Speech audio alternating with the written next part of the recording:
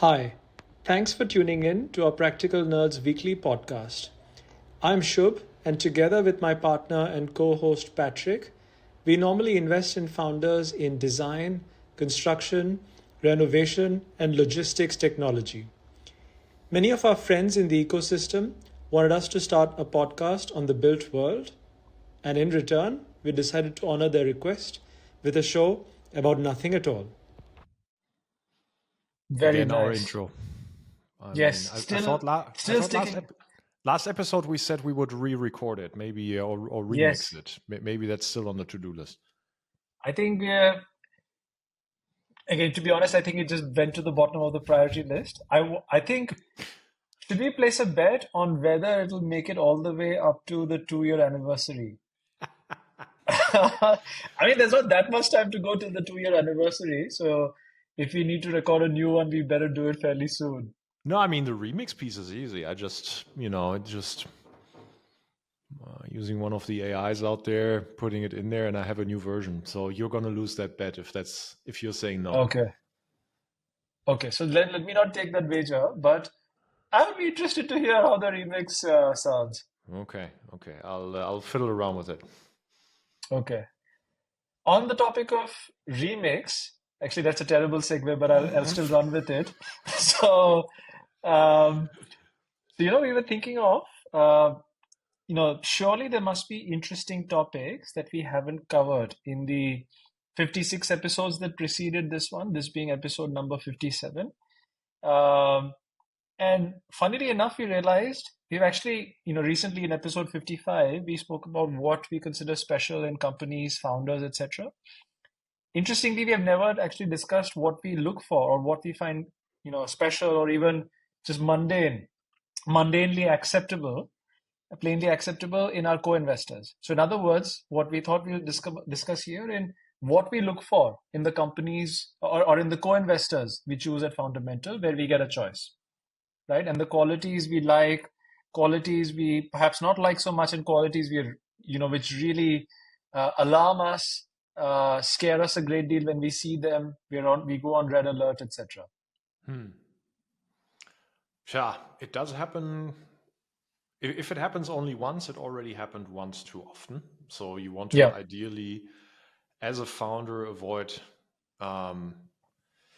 these situations. I think the core reason is that the company journey that you will have with your construction tech startup, it just cannot be linear. It's obvious. And so as you're hitting adversity and troughs, probably multiple times over your journey, the last thing that you need is then an insider partner adding to your adversity. What you want is actually a person take away pressure from you, take away defocus from you, and allow you to actually work on your company's adversity and not any adversity that might come from your cap table. And that unfortunately starts with the very beginning, and that is the selection of your partners. And for us, when we agree with founders in AEC tech and construction tech to lead their financing round. Usually it's a pre-seed and seed. So, we're usually the first or the second lead in any given company. For us, it's the same topic, right? So who is a co-investor that we think will actually not run around headlessly or put the head in the sand when adversity hits, but actually, who can, over the lifetime of your company, or at least half of it, be the right partner, and maybe for the other half, just not be in their way. And I guess that's a good segue, perhaps starting us off with a framework that we have here, Shub, about thinking about yeah, investors.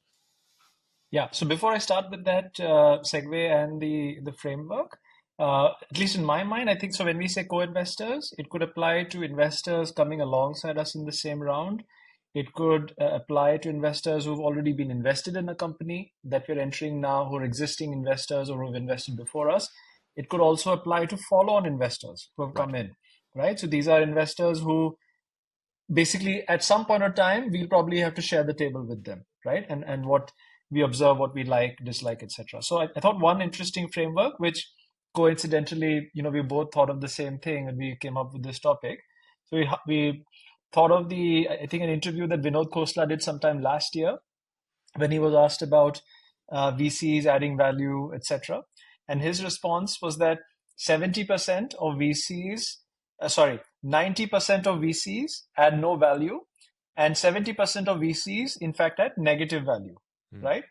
So to flip it around, another way to think of this is only 10% of VCs add positive value, right? A further 20% of VCs add no value, and the remaining 70% of VCs add negative value, Yeah. right? So maybe the way we work through this is, what defines an investor? How do they end up, do they get slotted in the top 10%, the middle 20%, or the bottom 70%? Yeah. And another framework that maybe I'm a particular proponent of, and my life experience has helped me come up with, very similar to yours. And we've talked about it here. I think founders and investors like ourselves, we oftentimes get the sequence wrong about what to prioritize about fellow co-investors, same round or later rounds. And the sequence is important though. Oftentimes we say oh my God, how do I translate this? You say in German, hey, what is the verb in English to put a saddle on a horse? Is it to saddle?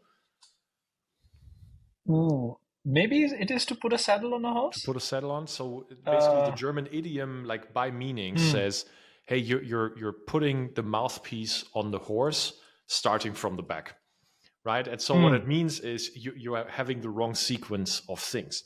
And so with this beautiful metaphor. By the way, saddle is also a verb. To saddle. Okay. Yeah. But Yeah.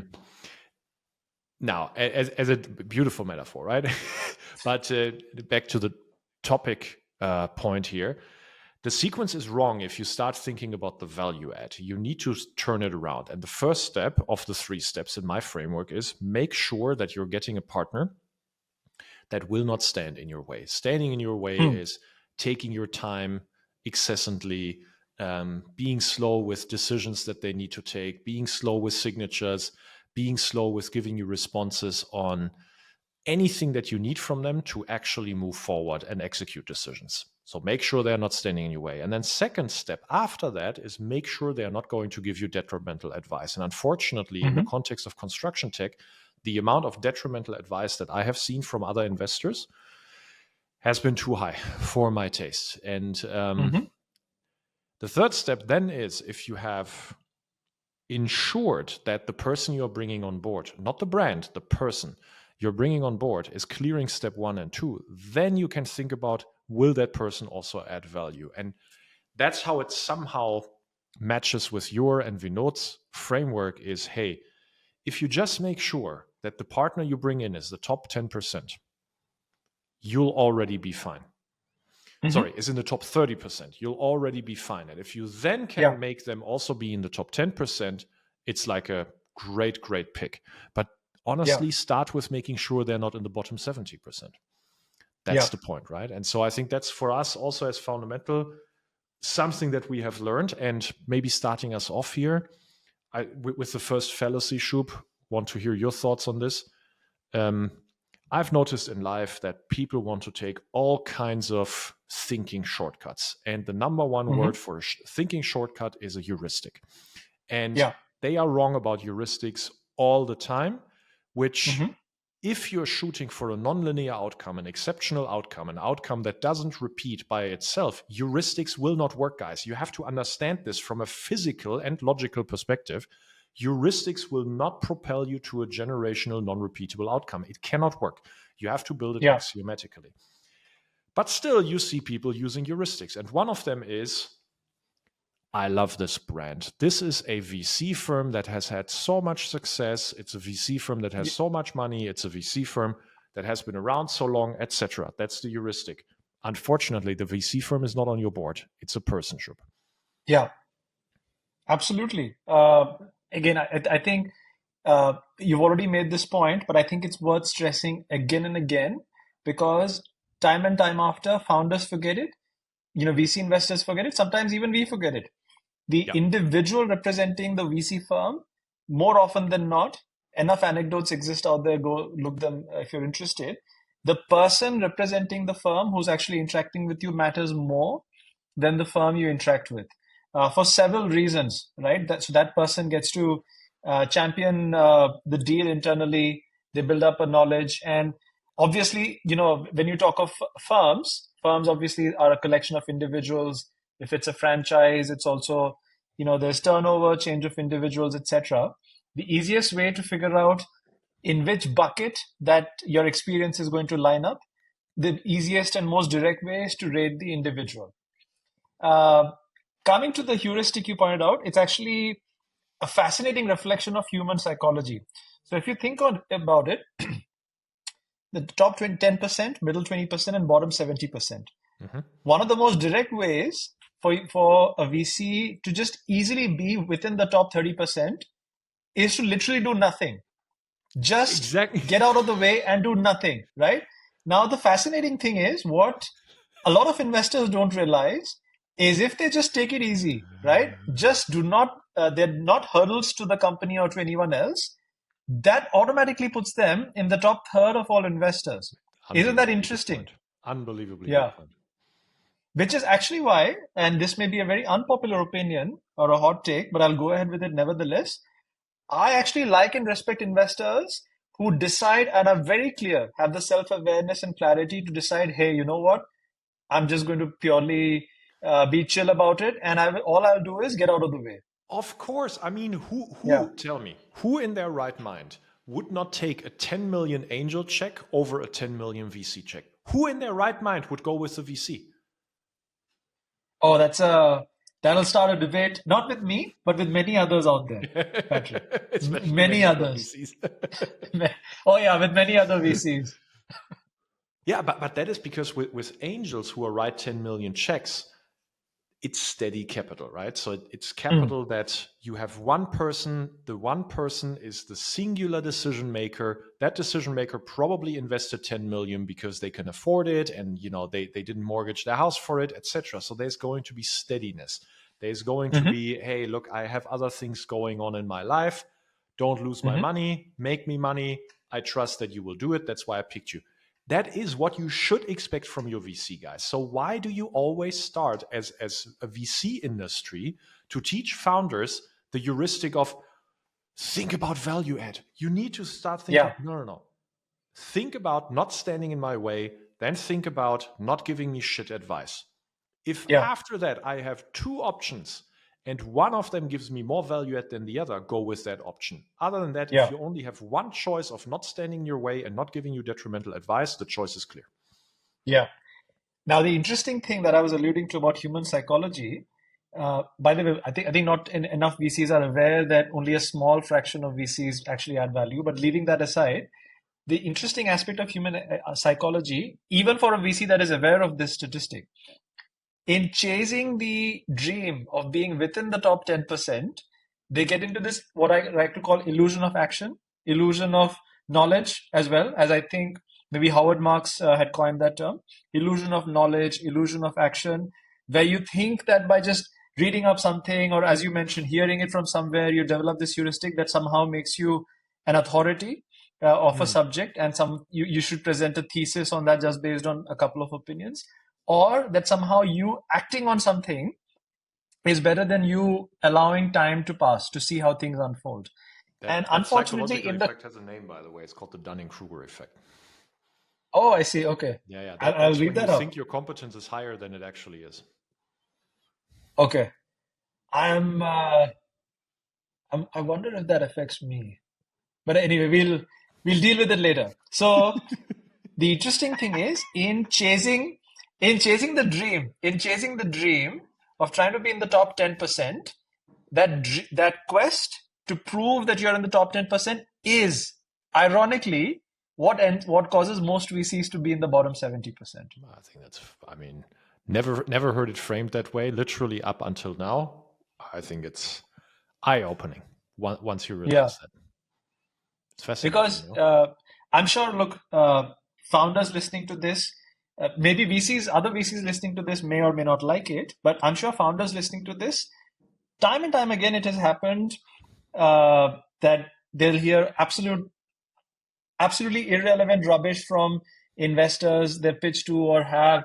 If it hasn't already happened, give it time, guys. Give it time. I'm telling you. right? You may just yet be in like a honeymoon phase where you've just got the investor on board, and therefore everyone is very happy, very excited. Give it 2 years, right? Yeah, And sorry, that's when you this is probably will, yeah. completely coincidental. I'm not making this up. So, right before we started recording this podcast, I was on the phone with a founder we recently invested in. That founder had Hmm. tracked us for 1.5 or 2 years before making up their mind that we were an investor that they wanted to partner with for their first round of capital. Bootstrapped Mm. initially, they did all the right things. That founder and the founder's co-founder were previously part of two relatively bigly funded construction techs, Okay. two separate ones. One of them was with the other one had, right? Okay. So that founder, I'm not making this up, Shub, this happened just looking at my 30 minutes ago.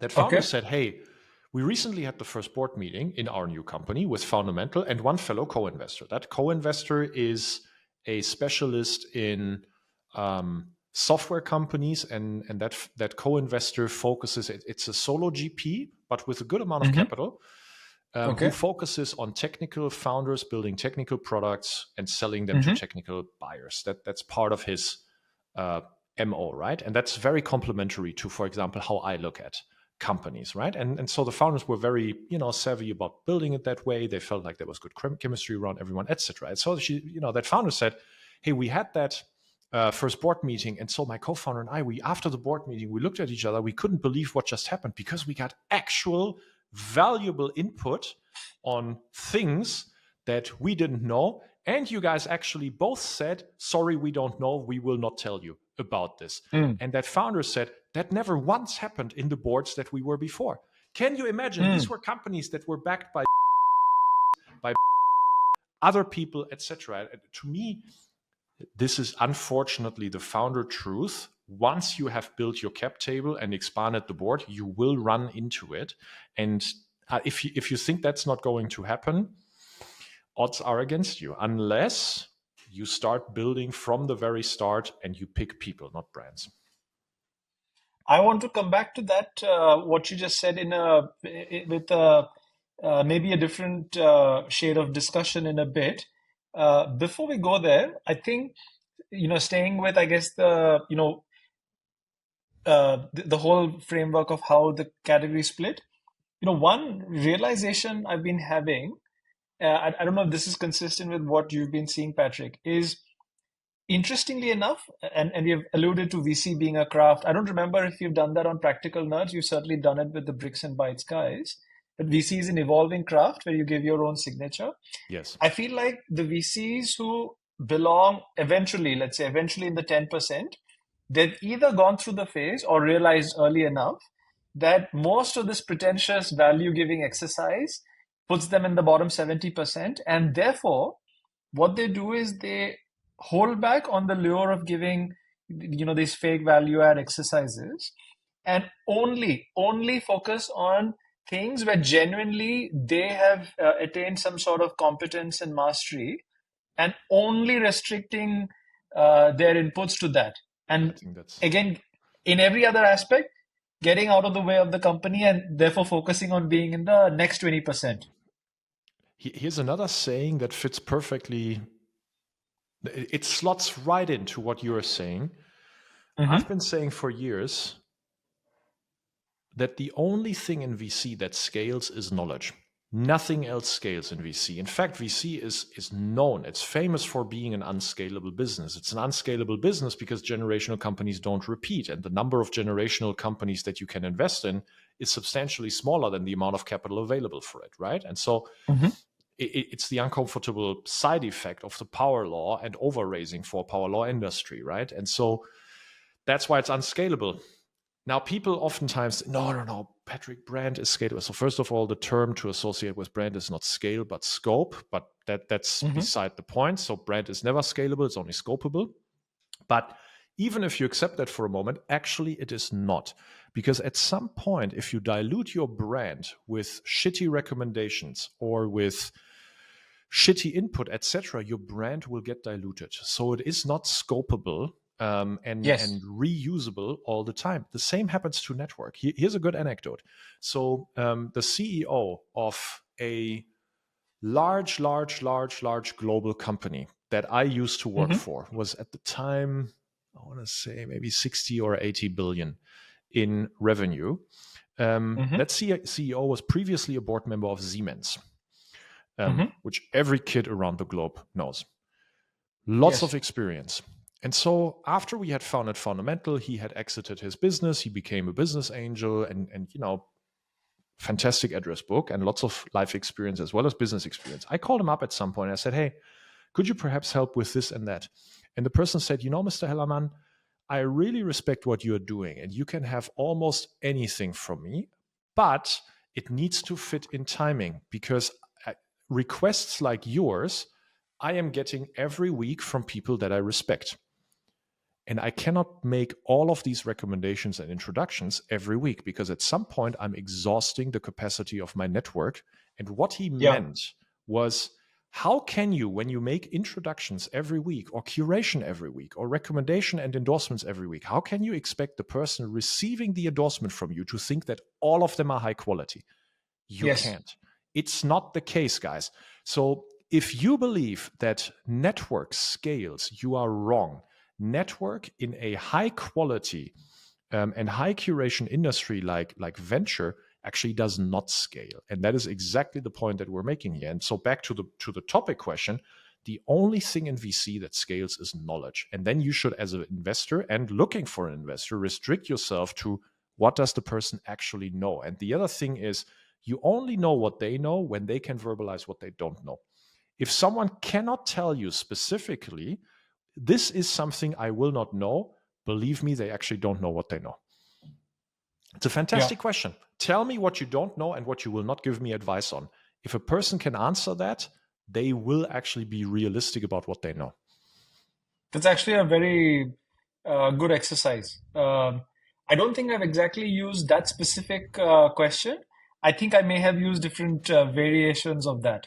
I think it is actually usually in great instances leads to thought-provoking responses. And I think we may have even touched upon some examples of this in episode 55 as well, in founder profiling. Recently, yeah. Yeah. So we framed this whole episode as what do we look for in co-investors? So I think we've laid out the framework now, Shub. With that framework in mind, what do you look for in co-investors? So, actually, you know what? I was about to say something else. I'll now go in a completely different direction, right? Just a bit of background to what I'm about to say. I'm actually, off late, I've been doing more and more reading about game theory and prisoner's dilemma, and I find it a fascinating subject, right? For those of you who have, taken up mathematics beyond, let's say, elementary school, it might have been covered. But if you haven't, I highly recommend digging deeper into the prisoner's dilemma specifically, because it's a fascinating concept, which I find interesting how it can be applied to life in general.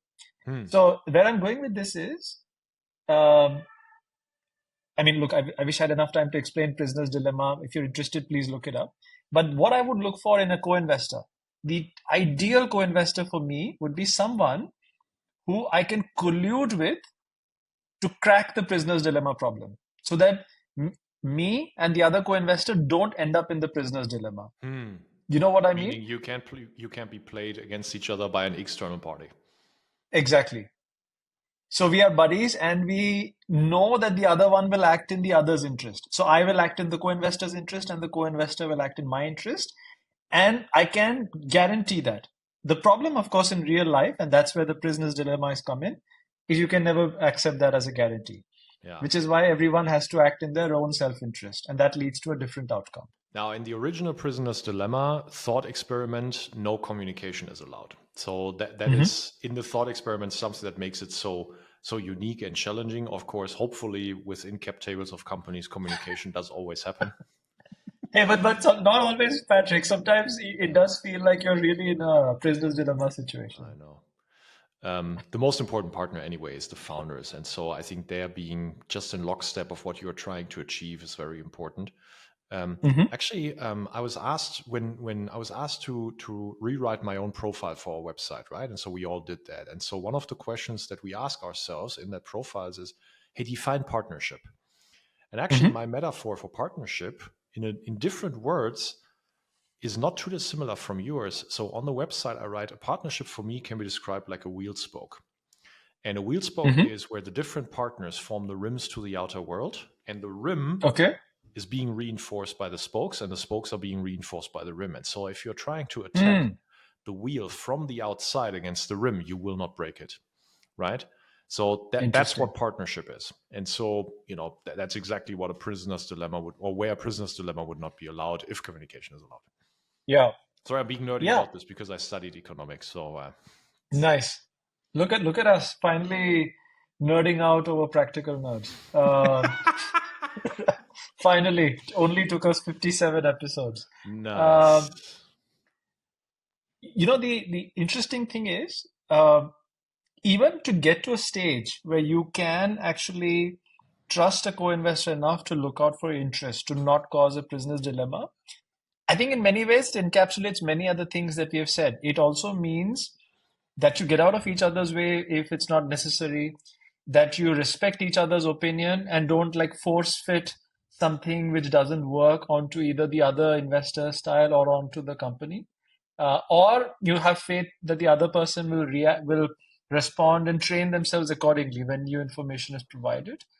And and also if all else fails, at least has your best interest also in mind.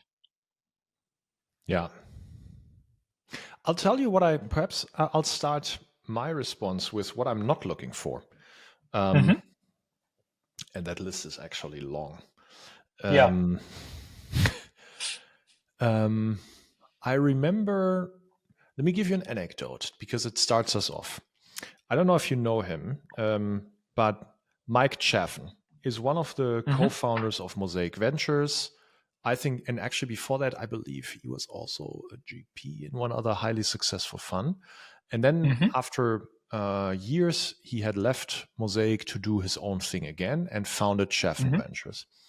If I remember correctly, actually, Mike was multiple times on the Midas list for Europe. Nice. Maybe 2 years ago, it was when Mike and I were on an update call, and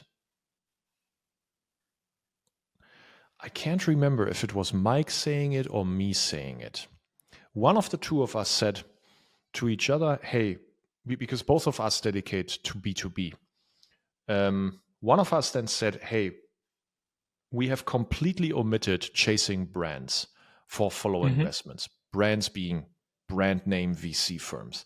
And the other said, exactly, right? And so I can't remember if it was me triggering it or him, but it was complete unison. And both of us concluded that, hey, because B2B markets are so quirky, nuanced, detailed, etc., and construction tech, construction and AEC is the most quirky, the most nuanced, because they are so quirky and nuanced, any kind of experience you have from B2C, it will not only not be relevant, it can actually be detrimental.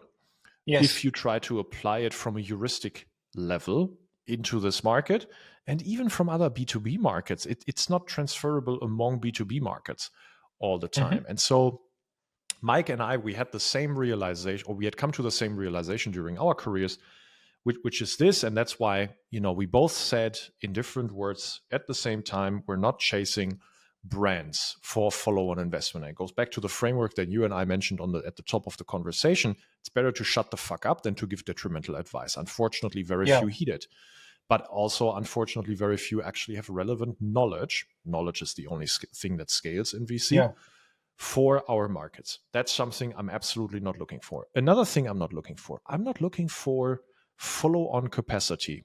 What that means is oftentimes you will have the heuristic of, let's get a big fund in. If something goes wrong, they can step in, or they can already anchor the next round with a big pro rata check, etc. Guys, if that's how you're approaching it, you get zero guarantees. The venture market is littered with examples where big funds have abandoned their companies even for pro rata. The world is littered for big funds doing pro rata and being asked, why do you not lead? And nobody is giving you a guarantee just because they have the money to actually do it. In fact, the math that you should be doing is always the following. It's not about much capital they have, and it's also not about how much ownership in your company they have. The only relationship that matters is how much of their fund is invested with you, because that's then skin in the game. And if someone has invested 10% of their fund with you, then you can make a reasonable assumption that they will do a second check. If they did 5% of their fund with you, you can make a reasonable assumption that they will do the next check. If they did 0.5% of their fund with you, it means absolutely nothing other than risk diversification and opportunity creation, but there is zero certainty for the next round. And you know what? If you raise from a 500 million fund, if you raise from a 3 billion fund, you are going to be 0.2% of their fund. It means absolutely nothing. So these are two things that I just don't hunt for. I think it's completely wrong optimization. Instead, and I can tell you what the characteristics are, but I want to kick us off here perhaps just with that direction. I'm looking for people. I'm looking for persons. I'm looking for how the person thinks, what they represent in their firm. I do a lot of references throughout my years of doing this on specific people, and whether they work for brand A, B, C, D, E or for themselves makes zero difference. I couldn't agree more. I think, look, again, as far as I'm concerned, brands help, but brands are definitely not the be all end all. And even within the brand, the specific person matters more than the overall brand itself. Again, you're looking for traits of how they can bring a successful partnership or execute a successful partnership. That's what I'm looking for, which, again, it's hard to put down into very specific characteristics. I see it as a composite whole. How can they sort of create like a very harmonious existence together, and we can look out for each other, have a, as I said, back out of each other's way when it's not needed, provide inputs only when it's value accretive, and apart from that, just look out for each other, and that's it. Actually, if you have these ingredients, it's a fabulous partnership. I would say that is not even in the top 10. It's maybe top 5, top 1%, if you just have these basic ingredients. Here's an interesting signal that I've learned to use. And I'm not saying it works all the time. And I'm not saying it doesn't have false negatives. It does have false negatives. But still, you have to start somewhere with some signals. And no signal in the world has a 100% hit rate. One of the signals that I use to evaluate partners in other firms that I want to work with, or my company should want to work with, is how fast do they respond to a founder outreach? How fast do they respond to a portfolio founder needing something from them? If it's within 60 minutes, high. And if they do that consistently, that is fantastic. If it's within a day, oh boy, I would actually be really critical of that kind of investor. It says a lot about how much they have on their plate, what the organizational context is.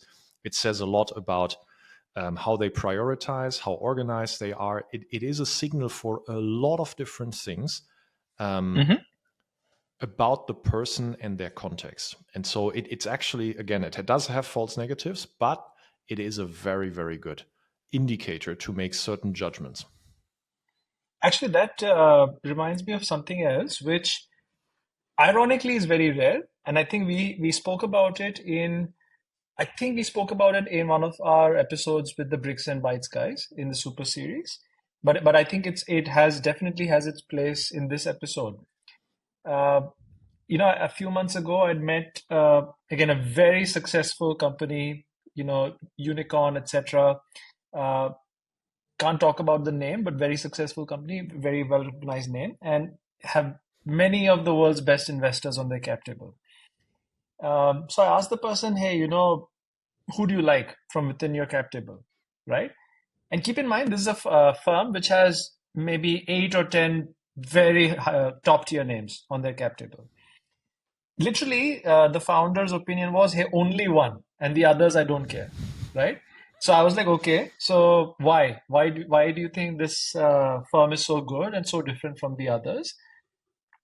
And the founder's response was that this is the only fund where the people we're interacting with, the partners, are founders, and it feels like we're talking to the founders of the firm. This is such With a every other, yeah, with every other VC, it feels like we are talking with a corporate employee and we are going up and down the hierarchy, and it sort of gets wedged somewhere in the corporate machinery, right? So it doesn't feel like you don't feel a connection with a personal sense of accountability and ownership, which is interesting, right? For an industry that speaks so much about founders, so much about ownership, so much about team being important, etc., why should it be so rare for a founder to be made to feel like they're getting a founder-like experience? You know what It's a I mean? perfect segue. And that's another thing that I look for. I can't always get it, especially as your companies grow later stage and more growth capital comes in. It's very rare to actually get this. I'm looking for equity partners in their firms, and the more equity they have, the better. Because exactly to the point of the founder that you reference, if you're working with the owners, it is completely different incentive set, also experience set. There should be a different skill set attached to it, but also just Yeah. incentive set. What kind of behavior you can expect from them? And if you have an employed investor, which it's not always avoidable, especially if you go later stage, the incentives just changed. We did talk here, and I think people can go back to the archives and found this episode about what employed investors actually need to chase. And it's news in order to get promotion, or it's Yeah. news in order to get an offer from another firm, right? And so Hmm. that unfortunately creates a lot of bad behaviors by investors Yeah. as well. So if you can chase equity owners. Yeah. So Absolutely. yeah, that's two things that I certainly look for, and the WhatsApp indicator is working very well for me. I also look for people that have demonstrated to the founders, not necessarily to me. I don't expect that to me, but I do expect it to the founders. An ability to say, I don't know. If an Mm. investor says that, it's a very powerful signal that they have self-awareness, that they have intellectual humility, and that in itself will already increase your odds of that person not going to give you unconsciously, subconsciously, whatever the right term is, or unknowingly detrimental advice. Hmm. I I always agree. like to say, and it's true for everybody that I evaluate in my life, I always like to say, I don't trust people whose motivations I don't understand. That doesn't apply here. Hmm. And I don't trust people who don't know their own boundaries. Because Yeah. only a person that knows their own boundaries can actually consciously shift them and can consciously know when they shouldn't comment on something. If you don't know your own boundaries, you're not that self-aware, you will make mistakes that in a partnership I cannot have. A note of caution to founders who have not experienced it or are not aware of this phenomenon. You'll be surprised how often VCs will confidently state things as fact, which are utterly wrong about other companies, and share it as though they're anecdotes, or like even like as though it's a conclusive finding, and it'll All be the utter time. rubbish.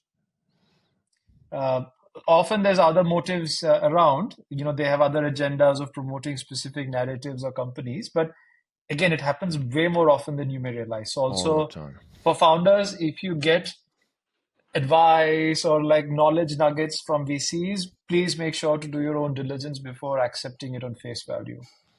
You know what my wife says Hmm. more often than I wish she had to say it is the Hmm. confidence with which mediocre white men make certain statements.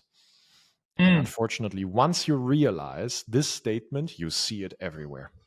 It's unbelievable. And I think actually, and that's why I say, or why I mentioned that my wife is saying that, I actually think if you're a woman on this planet, in this world, the amount of times that you have to suffer from mediocre white men Mm. giving you overconfident statements is extremely abundant. This is white privilege, something that I don't, I mean, I notice it, but I don't have to suffer from it. But can you imagine if you're for example, the other gender, it's like everywhere. Yeah. And in VC, unfortunately, I think here we're playing Champions League of mediocrity having strong opinions. Yeah, Champions League of mediocrity sounds about right. And then if you're unconscious of it, how do you ever fix it? You don't, right? If you have the wrong incentives, because your incentive is to actually close deals, hunt promotion, because there's a good fundraising, you don't even have the incentives to fix it. Go hunt for equity owners as your partners, and for people who know their own boundaries, who know what they don't know, and who are willing to express that. That's very good indicators. Mm-hmm.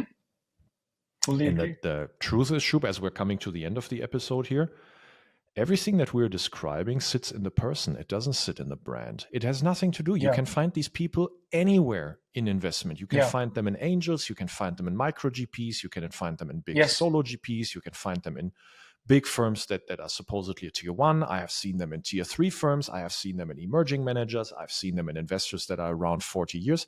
I've seen them anywhere, and I've seen the opposite also anywhere. Yeah, 100%. Exactly. So, anything we forgot?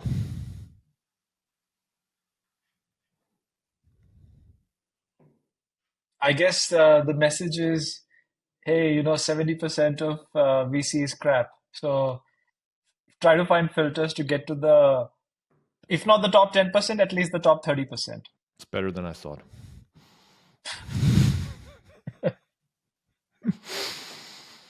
Good. Well, thank you for sponsoring the topic, sir, and I wish you a wonderful weekend. I wish you the same, sir. Look forward to the next one. Cheers.